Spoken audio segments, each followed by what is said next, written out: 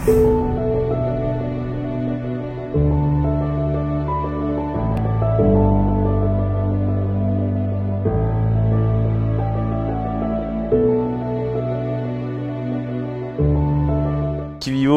donc était une start-up qui s'appuyait sur des objets connectés, l'intelligence artificielle.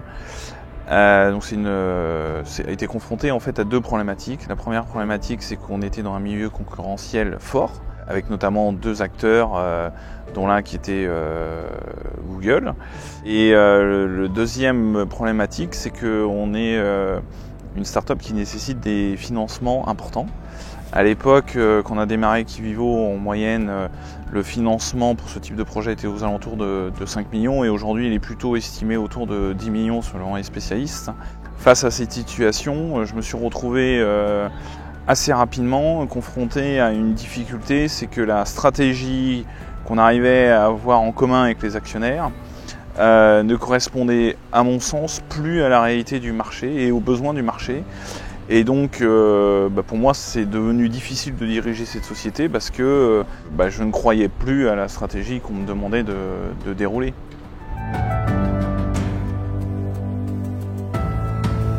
Enfin, moi, ce que j'ai ressenti, c'est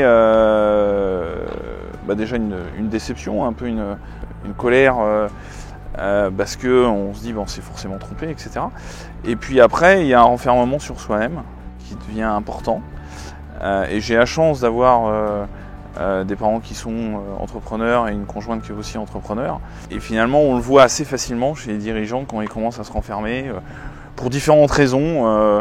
Moi, les raisons pour lesquelles je me renferme sur moi-même, la première, c'est que tant que j'arrive pas à imaginer une solution, j'ai pas envie d'en parler. Je garde ça pour moi pour essayer de trouver une solution. Puis après, c'est pour pas polluer aussi son entourage, mais finalement en s'enfermant sur soi-même, on n'arrive pas à avoir des solutions. On peut perdre dans certains cas, je sais que c'est arrivé à des gens, moi ça m'est pas arrivé, mais on peut perdre le soutien aussi de ses proches. Et du coup, c'est un cercle vicieux qui comme on n'a plus le soutien des proches, ça va mal au boulot, tout va mal, quoi, et ça accélère les choses.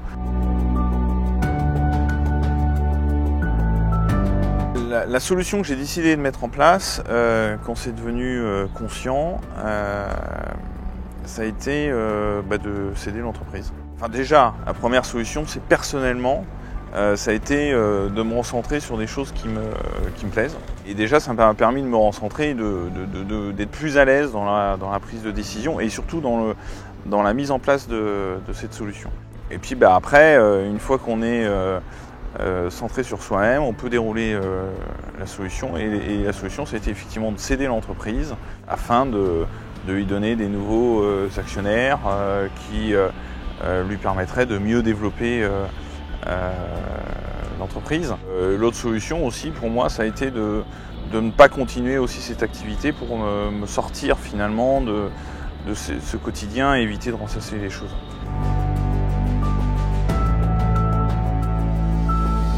Aujourd'hui, je me sens très bien et soulagé.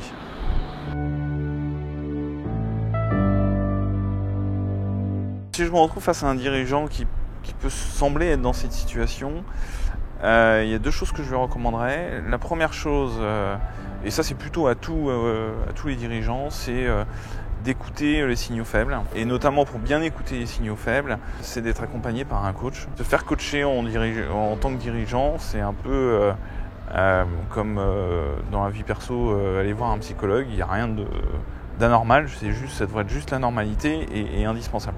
Donc ça c'est pour plutôt éviter les phases en amont, pour éviter de se retrouver dans des situations compliquées.